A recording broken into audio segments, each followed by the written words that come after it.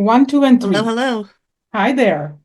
You guys are in for a treat because what's coming up next is our superhero.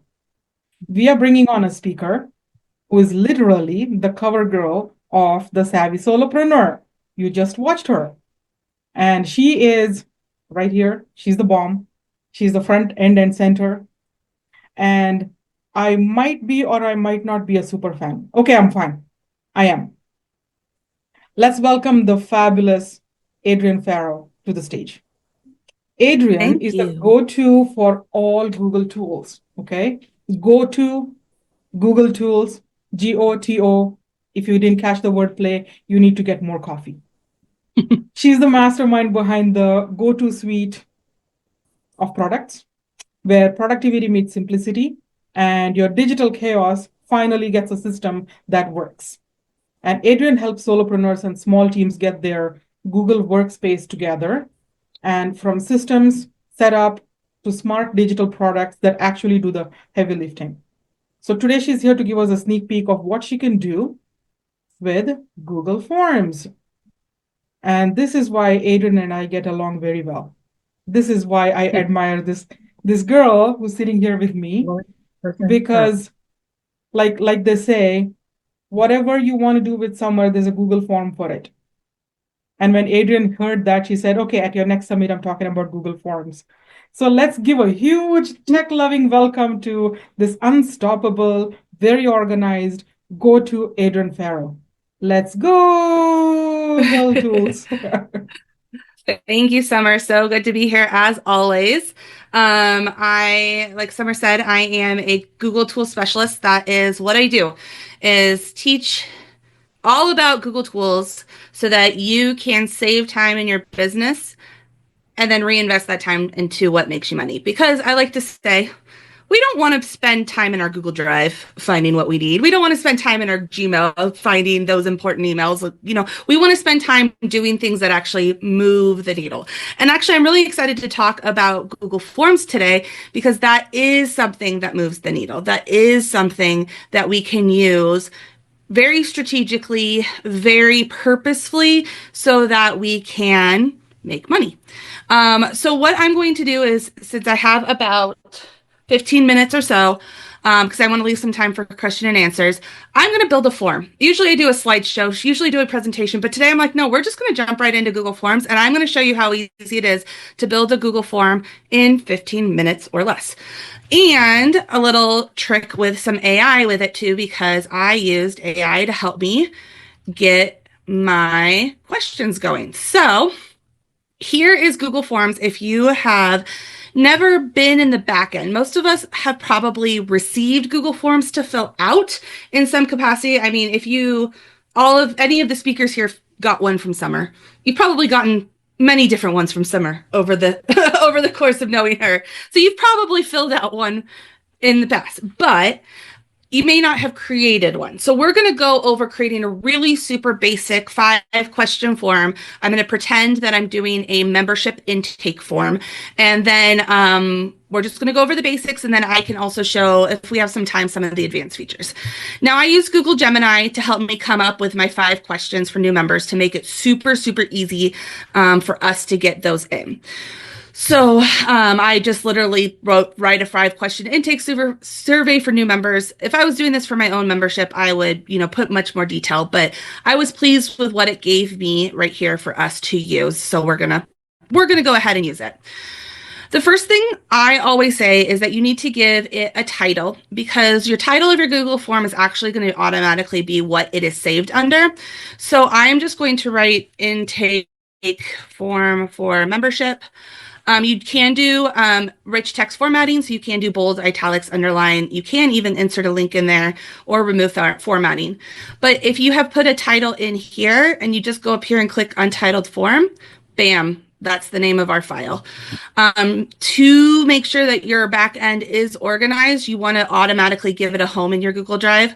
So if you click on that little folder, you'll be taken to where the current location is, which is my drive.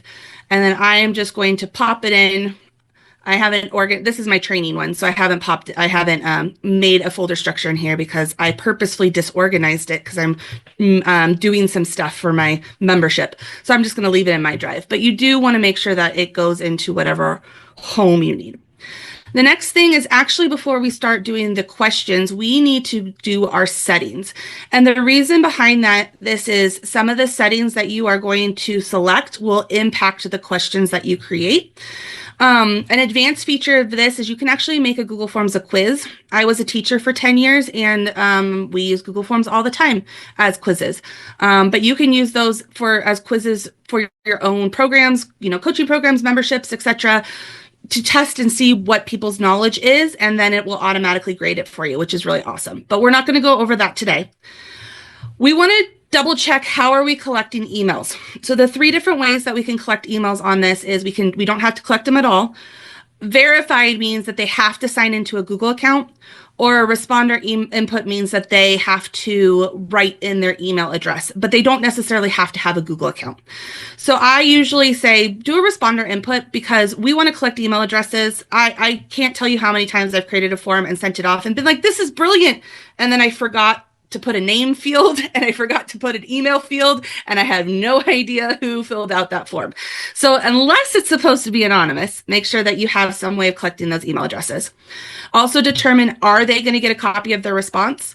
I usually say always, especially if I am doing some sort of for presentations and things like that, like for my summit that I do, because I want them to have a copy of that in their inbox. But you can say no, when requested, they can ask for it, or always.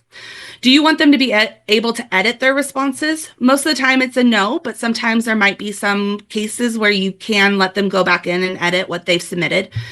And then do you need them to only submit it once? If yes, you toggle this on, but it's going to mean that they have to sign into Google. So there's some pluses and minuses for all of those. Then the presentation here, do you want a progress bar? Do you want the questions to be shuffled? You do have a confirmation message at the end that this is the default, but you can actually customize this.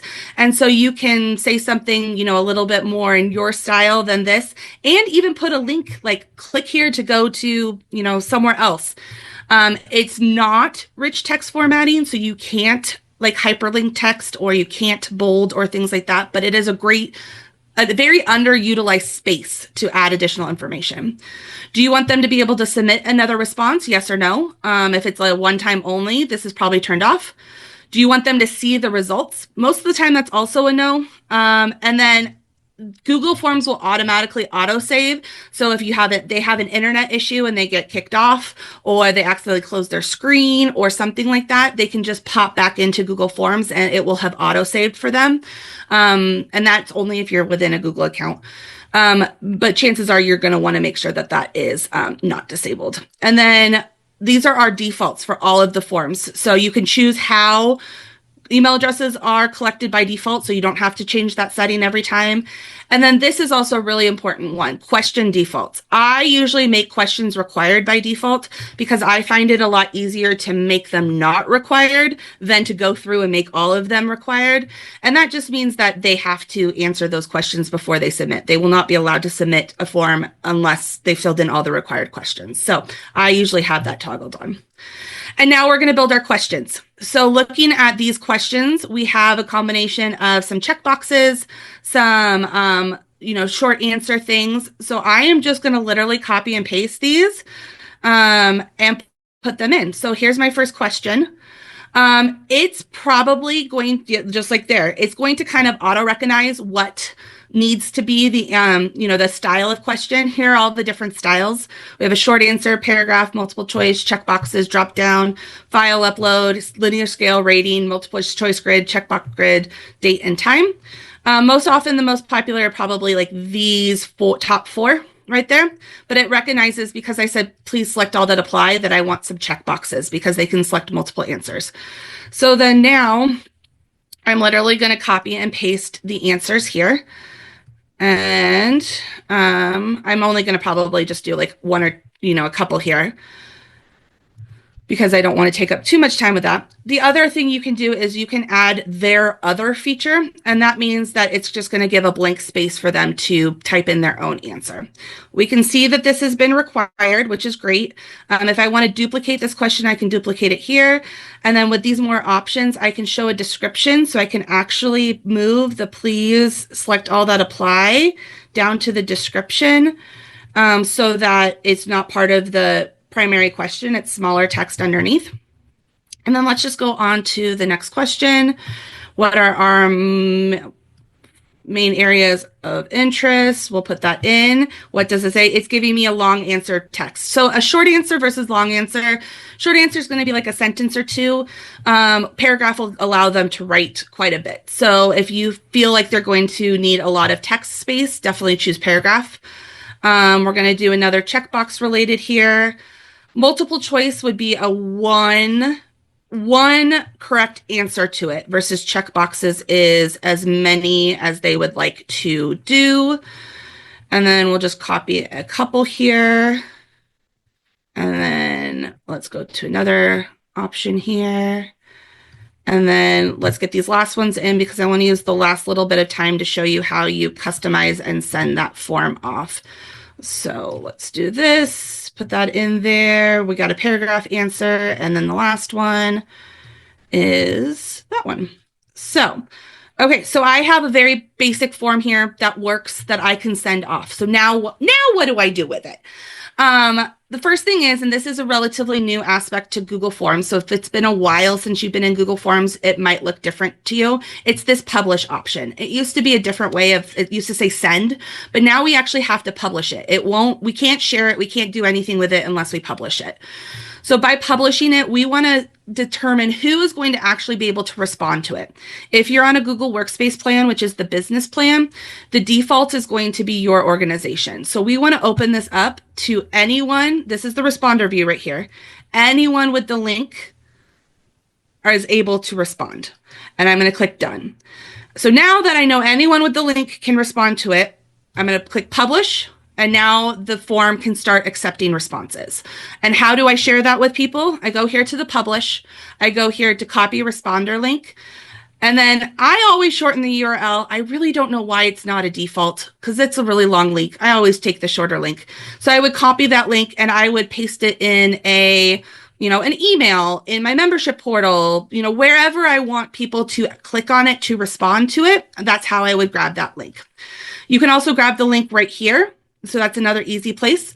But then before I send it off, I want to preview that form. So I'm going to click on the I, and I'm going to be able to go through and make sure, does it look like the way that I want it to look like? So I'm going to test it out and make sure that nothing is wrong with it. Did I do the checkboxes correctly? Am I able to type an answer? All of those things. I want to double check that the required questions are the way that I want them to be required. If you notice, this submit is grayed out because the required questions have not all been filled in.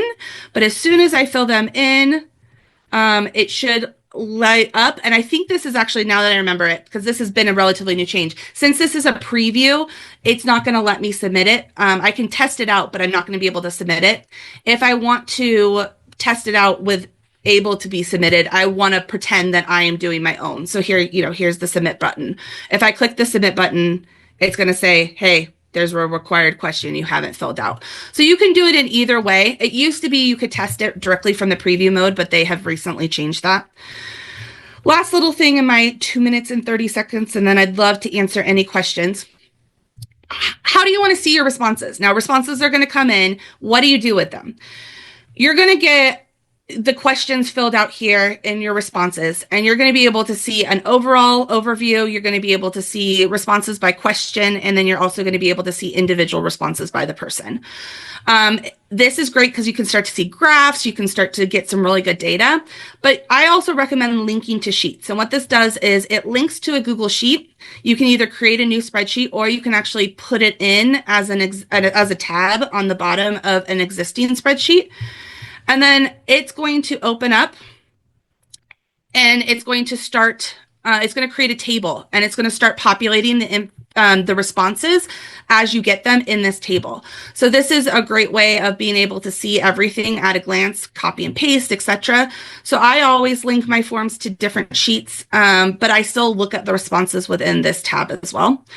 You can unlink the form at any time, so you can remove it from the Google Sheets, and that will mean that it just will stop tracking those.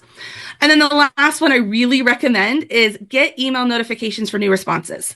It's going to automatically just start collecting information, responses, and you're not going to receive any notification that you've gotten anything. So if you want to know when the form's been filled out, you want to make sure you click that. And then now you'll get an email every single time when someone fills out that form. Last thing in my last couple, like 1 minute, if you want to make this form look pretty and you don't want it to be the purple, I love purple. Purple's my favorite color, but it might not fit your branding. You can customize the theme here. So you can actually choose what font you want to use based off of your branding. You can choose the size here. You can choose a header, and you can there's ones here, or you can upload your own. I should have actually given that as my freebie. I might be able to grab it quickly. I do have templates in Canva and Google Drawings that match the size of a Google Form header so that you can customize your own and upload it. But if you choose like this jelly bean one and you insert it, it's going to go up to the top, and then the colors are going to change to match whatever that looks like. And then you're going to get, my timer went off. Thank you. Your colors are going to match this, and then you can actually play around with these colors to, get your own form vibe going on. Even if you have a header that is this jelly bean one and you want to use your own branding colors, you can still go in and add a custom hex color. And then your background, you'll always be given an option for a light, a medium, a dark, or just a plain old gray. So that is Google Forms 101. You can create a Google form in 15 minutes or less. I just showed you that right here now. So what questions does anybody have regarding Google Forms? Opening the floor up to questions. The only thing I don't do is hit the notifications. Because the number of Google Forms that people fill out for me, if I kept getting responses, notifications every now and then, I would probably go crazy. Questions? I get notification for the ones I really need in the moment, and then the rest of them I just go and check as I need them. Every now and then. So, Madhu. Great presentation. I loved all of this. So my question is really on integration. So with the Google Forms, can you have you integrated to like the Go High Level or your CRM? You'd have to use like a Zap or something like that. Okay. Zapier. That is an option within Zapier. So if you needed it to, push something from the form, you'd have to connect it that way. But no, it just does not natively go connecting with something else like that. Okay. Because I've been doing it in my CRM, but it takes a long time. This is a lot quicker, but so it's pros and cons, but this is great to know. Yeah, no problem. And Donna says, what is your favorite feature? Is there a feature that you find very helpful? So besides the headers, which I have custom headers for my forms so that they're branded with me. A feature that I love that I did not show you guys is that you can actually go to section based off of an answer. So this is one page, but I can create a new section, and that basically is a new page of a Google form. And so I can then, put in another question down here. And so when someone has answered one of these, and it works best with multiple choice. So if they've chosen, I can go to section based off of answer. So then I can say, okay, if they choose this one, go to section 1. And then if they choose all the rest of them, just submit the form. So you can get really detailed and segmented. It can get really cool and challenging too. You have to make sure you kind of have to map it out. But that's how people make escape rooms with Google Forms. That's how people do for example, I have my go-to summits coming up here on May 5th. Summer is a presenter at my summit too. So I will let her share all of that with you guys next week so that she can get the affiliate links. But for example, I can have my presentation form and I can say, did you submit a bonus to include in the all access pass? And if someone says yes, they submit the form. If someone says no, I would like to submit one, then they get sent to the next section. And then if someone says no, I'm not interested, they submit the form. So you can get really detailed in the form by using this this feature, go to section based off of answer. Cool. I should check out that conditional jumping. I haven't tried that one yet. Yeah. Amazing. More questions, you guys. This is really a topic you need to be having questions on.